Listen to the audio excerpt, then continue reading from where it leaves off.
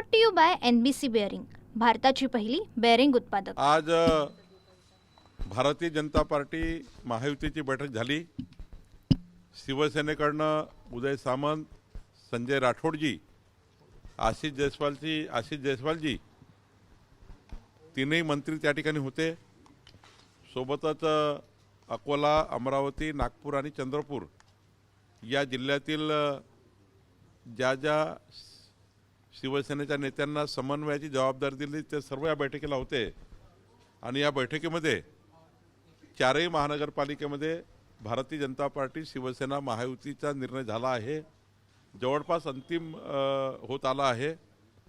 उद्या संध्याकाळपर्यंत जागा वाटप पूर्ण होईल आणि भारतीय जनता पार्टी, शिवसेना, महायुती या ठिकाणी होईल।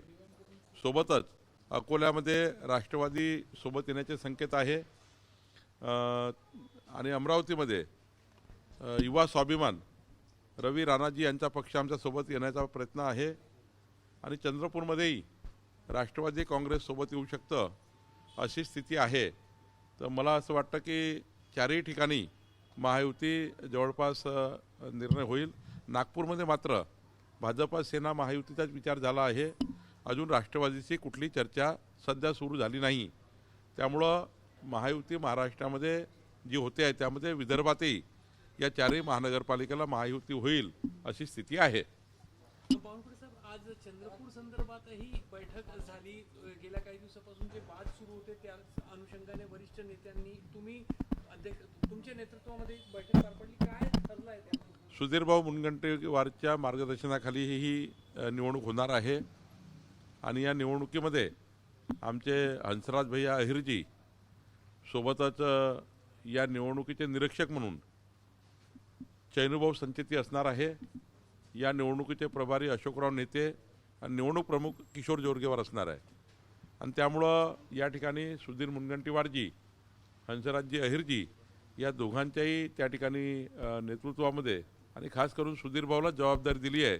त्यांच्या मार्गदर्शनाखाली ही सर्व निवडणूक होणार आहे आणि चैनुभाऊ या ठिकाणी निवडणुकीचं कामकाज बघणार आहे। चंद्रपूरचे उमेदवार ठरवण्यासाठी काही सर्वे करून इलेक्टोरल मेरिटचा पण निर्णय झाला? हो, आम्ही सातही लोक, सुधीरभाऊ सहित आम्ही सर्व सातही, हंसराज भैया आणि सातही लोक या ठिकाणी बसलो होतो। आम्ही एक कॅन्डिडेटची त्या ठिकाणी निवड केलेली आहे आणि आता दोघांचे सहमत झालेलं आहे। चंद्रपूरमध्ये समन्वयाने जागा वाटप झालेले आहे।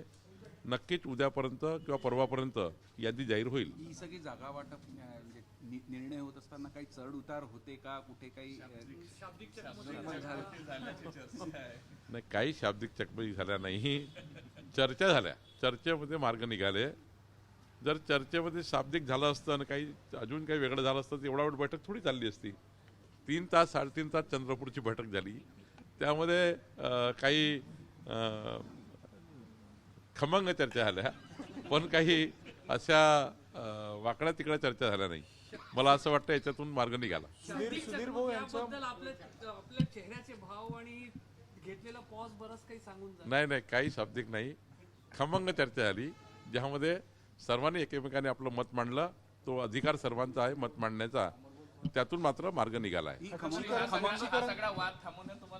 नाही, काही यश असं नाही आहे। सुधीरभाऊ मुनगंटीवारच्या मार्गदर्शनाखाली निवडणुका होणार। त्यांनी त्यांचं नेतृत्व मान्य केलं की बाबा मी या ठिकाणी चांगल्या पद्धतीने निवडणूक जिंकण्याचा प्रयत्न करील। आमचे तिथले हंसराज भैयांनी या ठिकाणी आतापर्यंत मोठ्या प्रमाणावर त्या ठिकाणी निवडणूक हातात घेण्याचा प्रयत्न केला। माननीय अशोकराव नेते, चैनुभाऊ संचेती, आमचे किशोर जोरगेवार, तिथले राहुल पावडे, तिथले अध्यक्ष आमचे कासन गुट्टावार, हे सर्व होते आणि मला वाटतं की चंद्रपूरमध्ये आता चांगला विजय होईल। 27 तारखेला सकाळपर्यंत याद्या येतील। सुधीर मुनगंटीवार यांचं खच्चीकरण करण्याचा प्रयत्न पक्षात केला जातो अशी चर्चा, अशी खंत देखील सुधीरभाऊच्या मागे केंद्रीय भाजपा, महाराष्ट्र भाजपा, मुख्यमंत्री देवेंद्र फडणवीसजी, नितीन गडकरीजी, आम्ही सारे लोक खंबीरपणे पाठीशी उभे आहेत आणि ते स्वतः नेते आहेत। त्यांनी स्वतःला कधी कमजोर समजण्याचं कारणच नाही, कारण सुधीरभाऊ महाराष्ट्रामध्ये एक वेगळं नेतृत्व आहे। कुठेही सुधीरभाऊ गेले तर त्या ठिकाणी त्यांचं नेतृत्व अजूनही भारतीय जनता पार्टीच्या प्रत्येक कार्यकर्ता मान्य करतो, स्वीकारतो नेतृत्व सुधीरभाऊचं। त्यामुळे सुधीरभाऊला हे काहीतरी कपोलकल्पित आहे। सुधीर भाऊच्या नेतृत्वामध्ये खऱ्या अर्थाने आम्ही अनेक वर्ष काम केलं आहे आणि सुधीर भाऊचं नेतृत्व हे आमच्या सर्वांकरताच एक उच्च आहे आणि त्यामुळे त्यांना कोण डावलणार आणि त्यांना डावलण्याची आमची सर्वांची काही तेवढी अजूनही स्थिती नाही आहे. सुधीर भाऊंचे नेते आहेत. चंद्रपूरची एक वेगळी ओळख आहे ती ताडोबा आणि तिथल्या वाघांमुळे. टेरिटोरियल मार्किंग करता त्यांची नेहमी वर्चस्वाची एक लढाई असते, पण आज एक वेगळा आवाज बाहेर येत होता म्हणून आम्ही हे नाही, काही आवाज नाही, खमंग चर्चा झाली. त्या ठिकाणी सर्वांनी आपापलं मत मांडलं. मत मांडताना त्या ठिकाणी आपापलं मत मांडण्याचा प्रत्येकाचा आवाज असतो. त्या आवाजातून सर्वांनी आपलं मत मांडलं आहे, पण कुठेही वादविवाद नाही. शांतपणे निवडणुकीचे आमचं सर्व पार पडलं. कॅन्डिडेटही एकमताने येईल आणि एकमताने बऱ्याच गोष्टी झाल्या आहेत. मला वाटतं की या निवडणुकीचे निकाल याच बैठकीतून झालेले आहेत. निकाल हे चांगल्या पद्धतीने येतील. ही खमंग चर्चा जी आहे भाजपमध्ये लोकशाही जिवंत आहे याचा द्योतक म्हणायचा. एकदम भारतीय जनता पार्टीमध्ये सर्वांना बोलण्याचा अधिकार आहे, सर्वांना मत मांडण्याचा अधिकार आहे.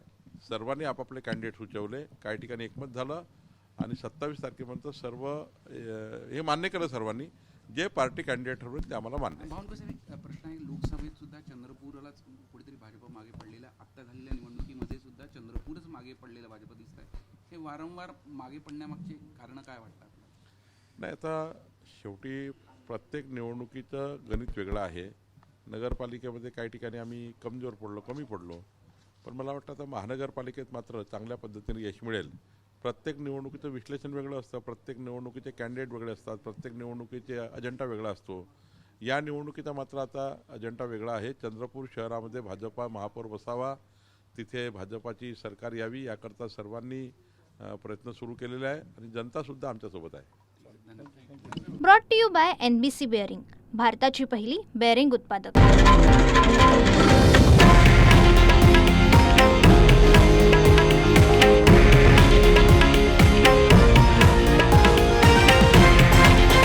हे आहे देशातील नंबर 1 न्यूज नेटवर्क आणि आपण पाहत आहात TV9 मराठी, एकमेव.